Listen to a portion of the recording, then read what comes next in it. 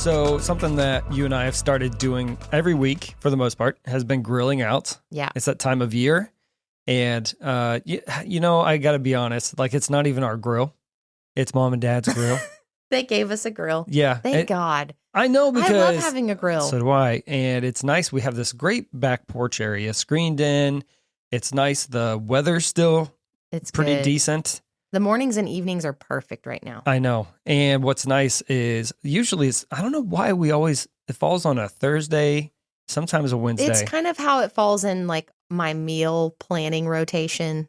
But Yeah. I like to have Nick grill up a bunch of meat and Yep. then we have it like for the rest of the week. Right. We have multiple meals from it. So it just works out. And It does usually always happen on a Wednesday or Thursday. I don't know why that is. Yeah. Oh, I think it's because you usually take the kids or you have worship team practice or Yeah. something like that. Yeah. And then I'm at home. I got the kids. I got my music going. It is a vibe. I love It's it. a whole vibe. I love it because they're all good. They're playing outside or whatever.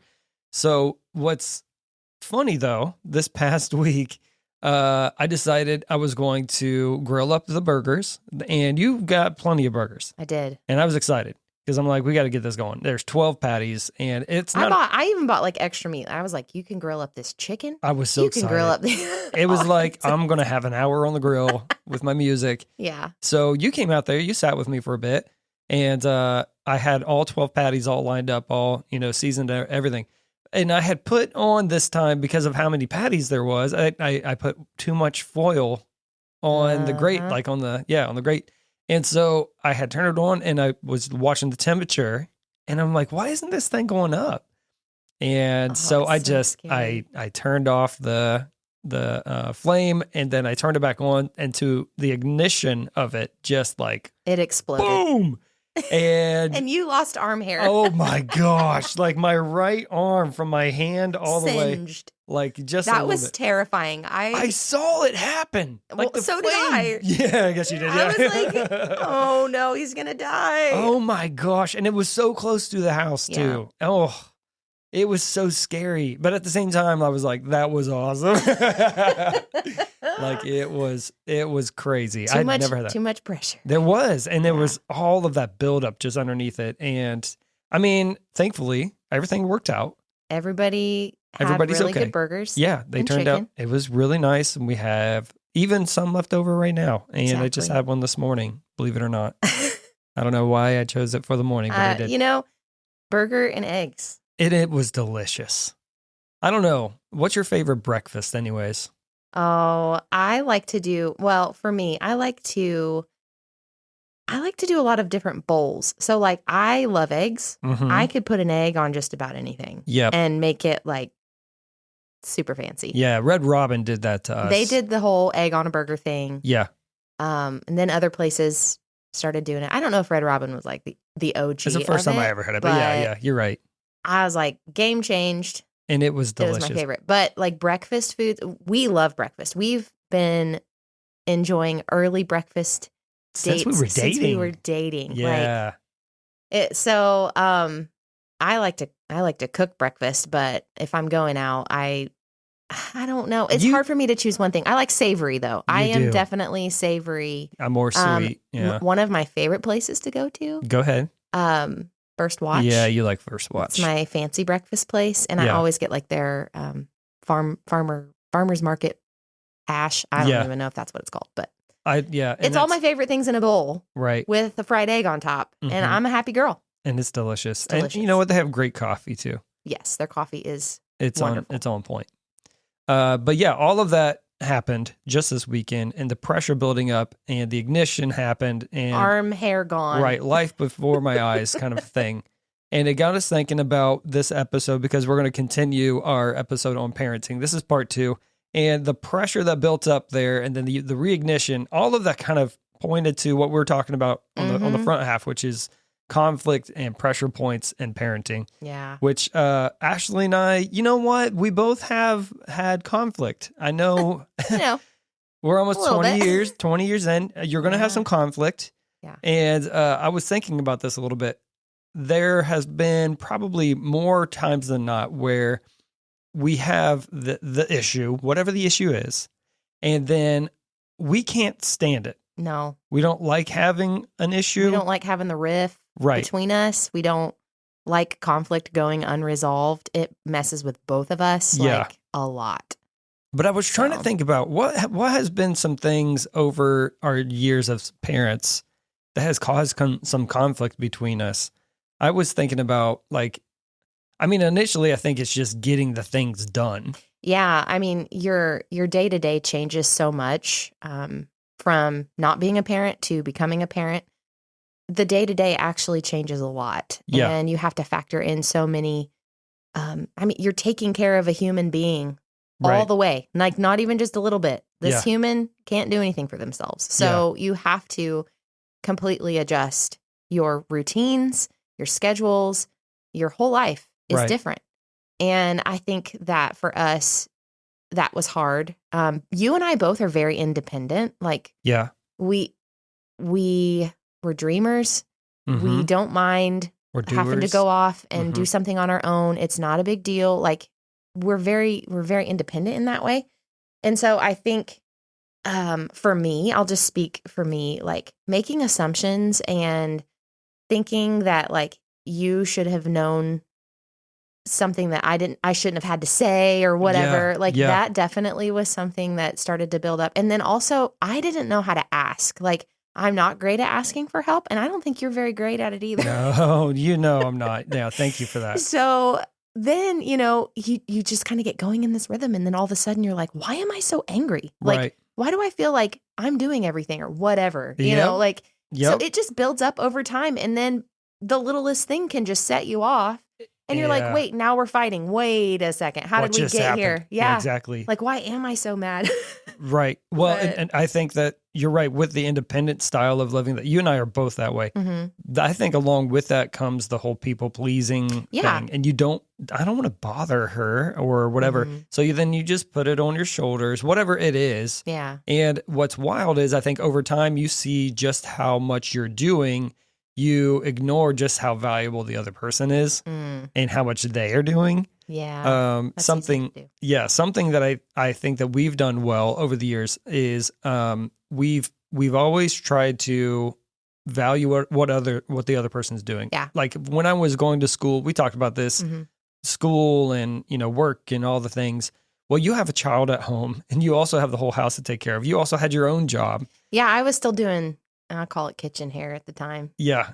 I mean, but the thing is like all of those responsibilities and the schedule and getting the house put in order and all those things, if it wasn't being done, it wasn't going to get done. So we both have had this really, I think fairly early on, we were able to say like, sure, yes, I'm doing this, but I know that you're doing this. And exactly. And that, I think that's also clarifying just roles. And I know that is, some people get really bent out of shape when you start talking about that. Yeah. And I want to say, again, it's not like, why are you that way? But like, what happened to you that made you feel that way so strongly about roles in the home? Right. Like what's going on, on a deeper level there that makes you so against that? Just, I don't know, just an honest question to think about. I think it's good. It's good to even tackle that. And I'm not saying that you're like, well, Ashley, you're the woman. Yeah. You got to do this and you better do that. It is not like that. No. It's not like that. No. So this is how we've decided to set up our home and how we're doing.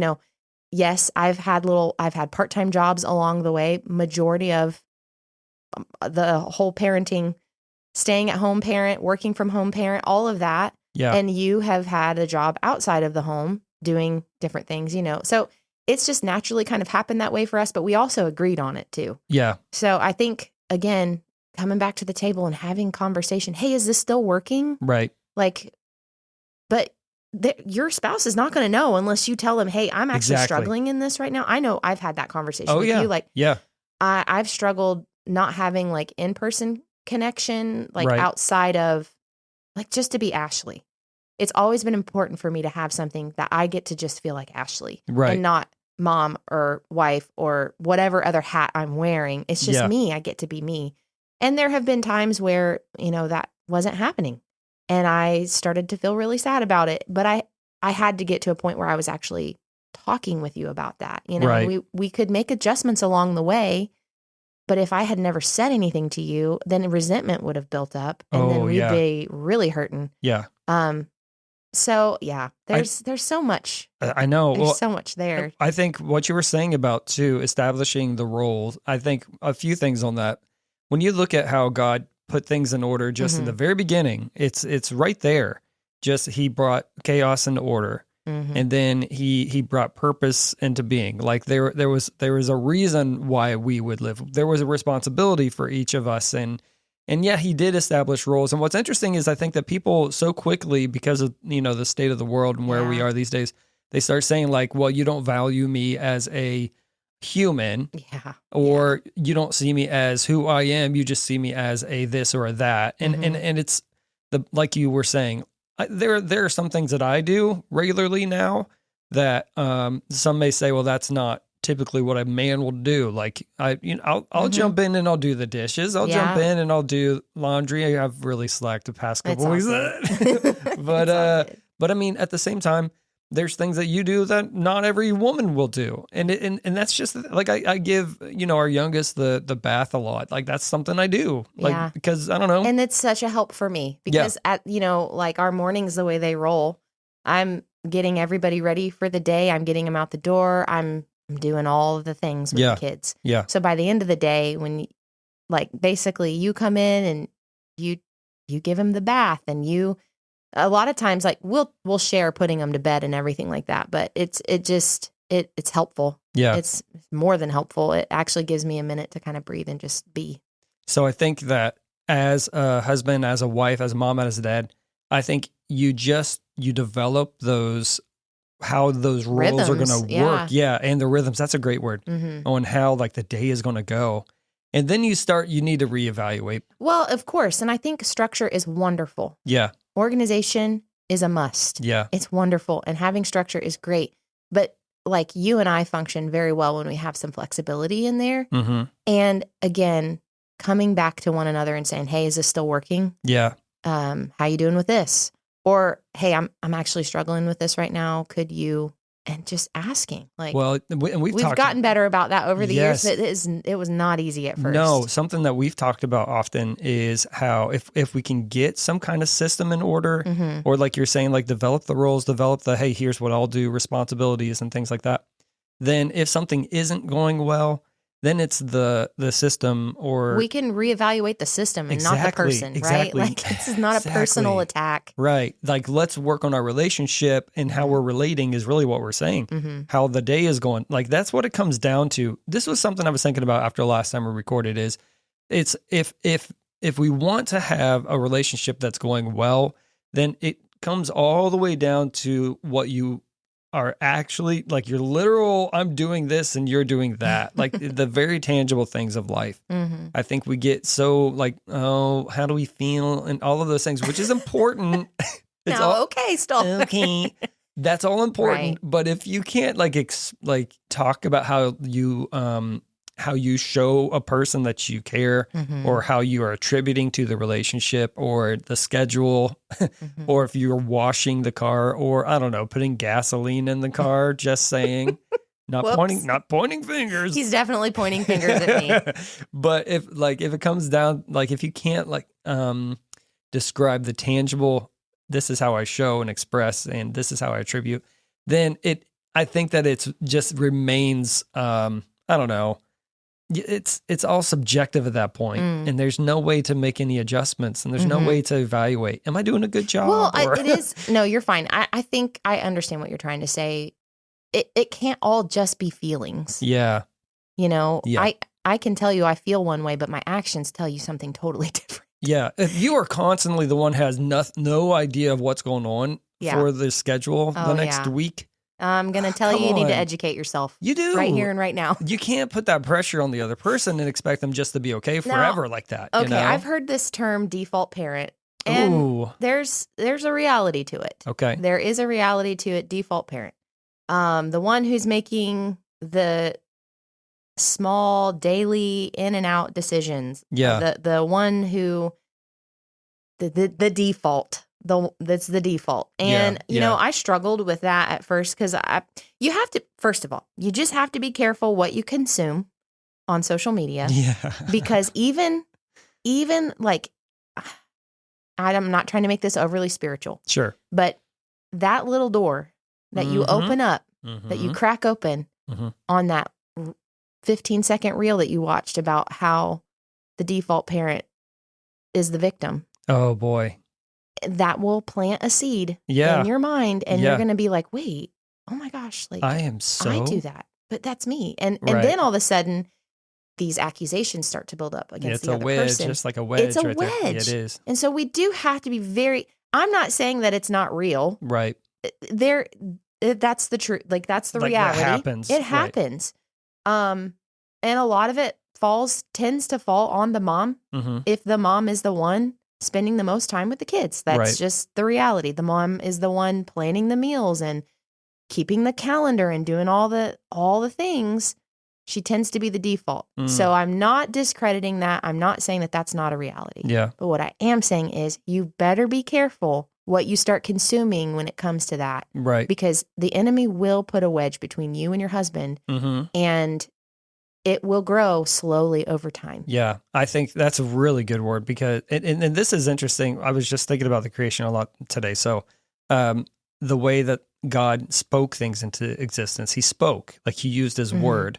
You know, that could have been done in any kind of way, but it took him speaking, expressing himself, communicating, and that happening is what caused all of this to be. And I think whenever you just internalize and keep things internal and you never let it out, you will, it will just like so grow. Miserable. Yeah, like a mold inside of yourself. It will, yes. You know what I mean? That's how disease will grow. It's like it will consume you. Yeah. And then all of a sudden you're on the defense and nothing else is right. And then all of a sudden the ignition Things happens. Start breaking down. Yeah, and then you explode because I'm the victim. And not even that, but like internally, what happens? Like I've had a conversation with a friend about this before, but like I'm a person who I don't do it as much anymore because I feel like I've grown and the Lord is helping me become more healthy in this area. But internalizing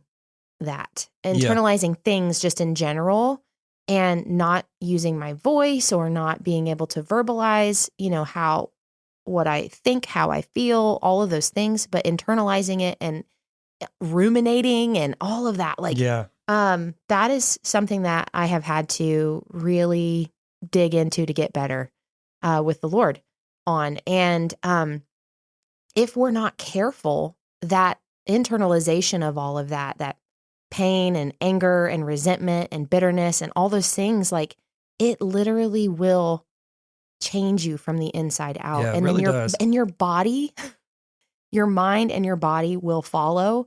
Your and attitude, before you know it, yeah. You feel sick all the time. You're having gut issues. Oh, well, your relationship is like falling apart. Yes. Yeah. Everything is and I take it to a physical level because I'm just fascinated by how God's creation works in this whole thing. Yeah.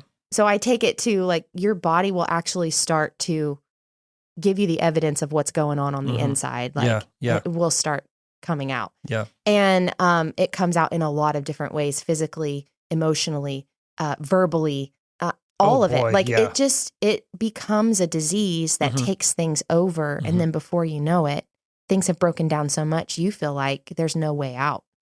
The only way out is to leave or, you know, you start making really irrational decisions. Yeah, exactly. So gosh, there's just so much there. If we can't come back to the table and have simple conversations before they turn into something massive, then like we've got to figure that out. Well, I think it is important to say like there's nothing wrong with like questioning how things are going. There's nothing wrong with saying like, okay, I've heard this idea about a default parent, and a lot of that does kind of resonate. There's some truth to it. Sure, if that's the case too, being willing instead of just like, oh, I am doing everything.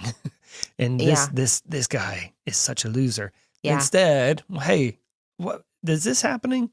Yeah. Let's just talk about it. Yeah. But I think something else that happens, not just ideas from outside of your relationship, but even the things that you do regularly, after a while can become so exhausting. Right. And I've worked as an RN, I worked in the ICU before. And something interesting in the ICU is you hear alarms all the time. And there was actually a study done where ICU nurses in particular and ER nurses will sometimes ignore alarms because they've heard them so much. Like it doesn't even ring a bell any longer. Like it doesn't get your attention because you're like, that's just background noise. Yeah. And so, and then you go into a room, you're like, oh my gosh. This person is coding. Right.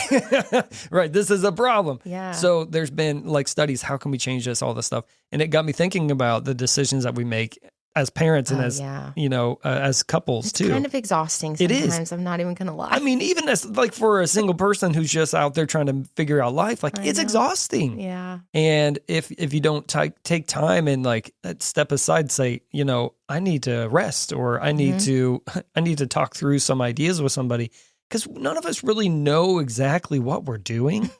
It's true. If I'm allowed to say that, we are all trying to figure it out.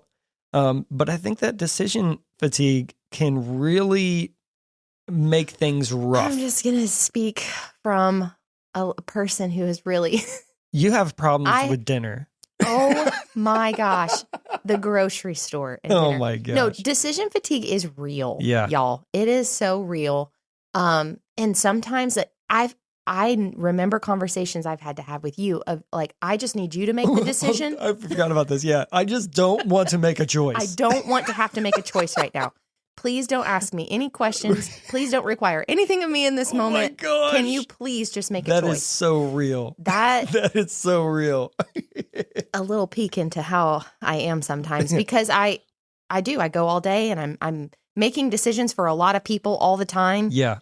And so, man, sometimes I'm just like, if I have to think about one more thing that's going to impact other people, I'm going to cry. But let me tell you about the whole like meal planning and prepping until I die. Yeah. I had this realization. We're coming to the tail end of the school year. Okay. And we are running hard and we're all getting tired. Yep. But we've just got a short ways to go. We're almost there. We're almost there. Come on. And the last thing I want to do on my weekend is plan a grocery trip. Yeah. Put together meals. I am a person who like enjoys being creative in the kitchen. I don't feel very creative in the kitchen right now. Yeah. I'm just like, okay, do we have protein? Do we have all the major food groups? Do we have our fruits and our vegetables? Yeah. I'm going to just throw it together. So my decision fatigue around the grocery store right now, I'm in a season where yes, you are. It just feels extremely heavy. And I'm done. Well, and then I'm like, Nick, here is 17 pounds of meat. Go put it on the grill, and then we'll have some vegetables with it. Start fires is what I do. But whenever I think the decisions are stacking up.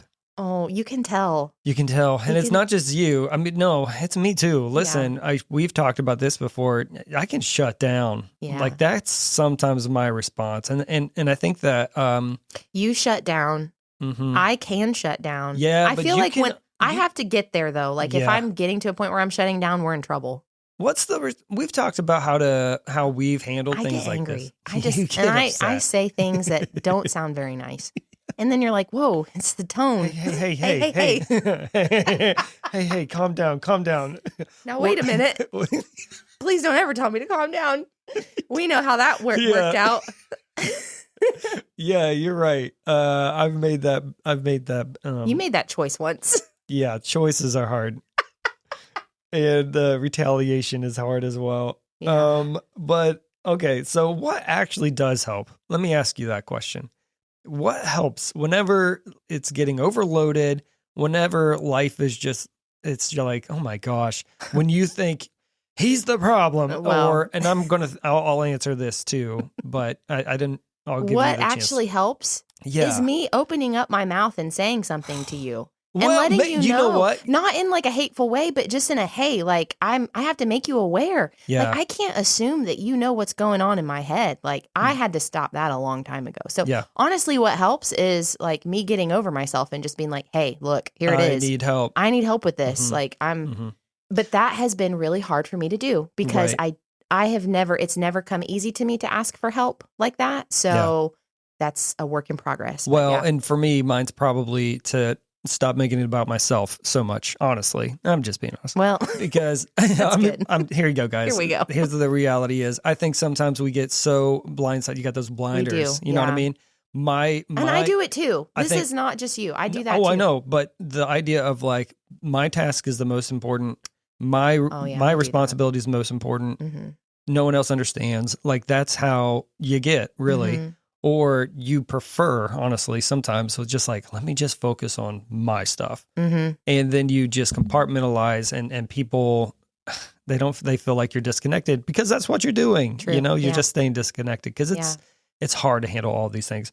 But I think what happens is that ignition, that argument, the silent treatment, however the relationship is, engaging. We've gotten better at letting each other know, like, hey, I need a minute to calm down. That's come over time, though. That was not something we were good at first. But I think also it's important to even do that with our kids too. Like, hey, give me a second. I'm going to need a minute. Yeah. I'm going to shut the door. I'm shutting the door. Don't come in here. There's nothing wrong with that. But knowing also that that's not the end of it. No, we are coming back to the table. And same with your kids. Like, don't end it there. We got to finish it. We got to see it through. Yeah. And that's where I think the repairing comes in after the argument or after whatever it is. You have to be intentional to come back and say, hey, let's get on the same page again. Let's actually talk through what happened, how it got here. I mean, the buildup of, all that fuel, really. At the end of the day, you're not my enemy. Yeah, that's a great way to say it. At the end of the day, you are not my enemy. My kids are not against me. They're not after me. Like and neither are the decisions or the choices. It's just like, it's just hard. Right. And it's okay that you struggle with it. Not just you, anybody. It's okay that you're like, this is overwhelming. But you sometimes you just stay silent because you're not really sure, or you get loud because you don't know what else to do. Well, I think it's important for us to just take an honest evaluation of how do we react? How do we respond when we are feeling the pressure, when we are feeling the heat, and we don't feel like we're in control? Because that, if you have a vice that you turn to, or if you notice that you numb out on your phone, or you go stick your face in the pantry or the fridge, like, y'all, that's not okay.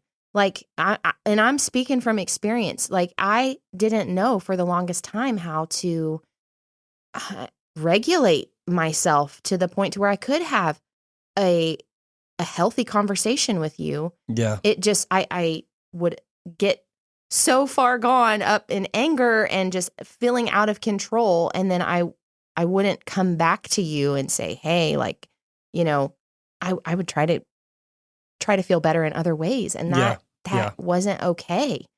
But it wasn't until I had that, I felt like the Lord really revealed that to me, that I needed to grow in that area. But I also needed to be vulnerable and honest with you about it. Right. And he did a really good work there in our relationship that we're still working on. Yeah, that's something interesting is the growth that we have as two individual people and the growth that we have as a couple, sometimes simultaneous and sometimes like it just takes time. And even as coming together as parents. Exactly. Yeah. I'm learning. One thing has affected the next, right? I'm learning still how I can become a really good dad. And in some ways I've got it together, I think. I mean, so I'm told. And in other ways, you're like, whoa, I gotta. Jeez, I really need to work on this. I don't know that we ever will arrive. I think that's just how it works. The thing is like we're parenting kids at a certain age right now. Yeah. And it's going to look totally different when they're adults. But we do now is setting the foundation for the type of relationship that we're going to have with them as they're adults, having their own spouses and families and lives. Like, we are setting up that foundation. And if we don't do the hard work now of conflict resolution, asking for forgiveness, coming back to the table and like It's an exchange of Yeah. vulnerability. And if we don't do that now, Mm-hmm. like we can't expect them to do that with us later or even with their own families later. Yeah, there was a friend of mine, she mentioned, she's like, hey, if I was going to give any advice about being a parent, she said from 0 to 18 is the easy part. And she's like, from then on, it's so hard. It's difficult. And I was like, the role oh my gosh, majorly shifts and change. That's what I've been changes told. for you. And I take that like seriously because I mean, and you're right. Like what we do now is our opportunity to make what happens later even more, rich and rich. full Yeah, and good. Exactly. Good way to Doesn't put it. mean it's going to be easy. No, but we're setting ourselves up. Yeah. Yeah. We're setting ourselves up in one way or the other. So get your stuff together, man. Like that's, I mean, and honestly, maintain that first relationship. If you will do the work to heal. Yeah. Oh man, that's good. In more ways than one. That's really good. In more ways than one. If you will do your work to heal. Yeah. And get better. Yeah. Your relationships, all of your relationships will benefit from it. So not too long ago, we were in a small group together with different couples. And I remember the question being asked, like, what's one way that you have, helped whenever your relationship felt like it needed like some rejuvenation? I remember it was that style of question. And something I mentioned, I was like, hey, that's pretty good, is we sat down. We would, every so often we'll sit down and we'll just talk about memories. Oh gosh. And I think that is, I love it. Not just after an argument or after, whatever, but for me, whenever it feels like all is lost and how are we ever going to get the week under control or whatever it is. Yeah. Man, if you can just like, hey guys, you remember that one time when we went to the beach and we stayed there for a week and we were able to just, veg out and all that stuff. Yeah. I think rehashing or revisiting more so those memories brings so everyone back together. It like, does. Hey guys, we're and our a good kids family. Love it. Yeah. They love it. And I actually just had a conversation with my oldest son on the way home from school.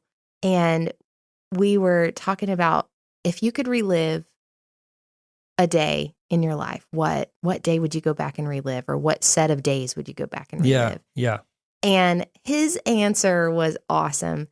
I'm going to share it. And so he said he would go back to the time where him and his cousins, their grandparents put together this whole entire room for them. Yeah. And they did obstacle courses outside and it was summertime up in Indiana. Yep. And he was just reliving those days of his time with his cousins and his grandparents. And he was younger then, but he's like, man, when I think about that, I could cry. And I'm like, man.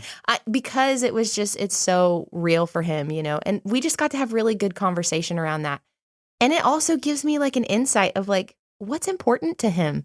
What, I'm getting to know him through that simple little question or whatever, but it's just really cool. I think that's, there's definitely something that nostalgia. And us millennials, we are obsessed with nostalgia. We are all about nostalgia. Because we want to go back to a time that was simpler and a time that felt a little bit more like cozy and homey and analog. Exactly. Yeah. It was more connected while being less connected. 100%. And for sure. And I think that's a good way to wrap up as far as the parenting side, as far as where we're going to stop today, is just like whenever you need to stop and reload, do that together. You don't have to like separate yourself, isolate yourself and, find a vice that's, perfect for you. More so let your spouse in, let your kids in, sit down with them. Choose something with them that you guys can do together that's building up as a family or as a couple or whatever needs to be done there. Yeah. Make it something that unifies, not separates. Totally. Okay. This parenting conversation could go in a lot of different directions. And I hope we'll tackle some details. Yeah. We'll get more detail-y in the future, but I know what you're about to go into. Oh, it's rapid fire. Rapid fire. All right, I'm going to cheat. Okay. Here's the question. If you could go back and relive days from the past, no more than a week. No more than a week. Okay. Well, I would want to go back and relive. This is what I shared with my son. I would want to go back and relive the days that I had them, like each of my kids. Ooh, nice. And I clarified the question. I was like, knowing what I know now. Yeah, fair enough. That's good. Could I go back and relive those moments? Yeah. They were incredible. Yeah. So I could get emotional thinking about it. But yeah.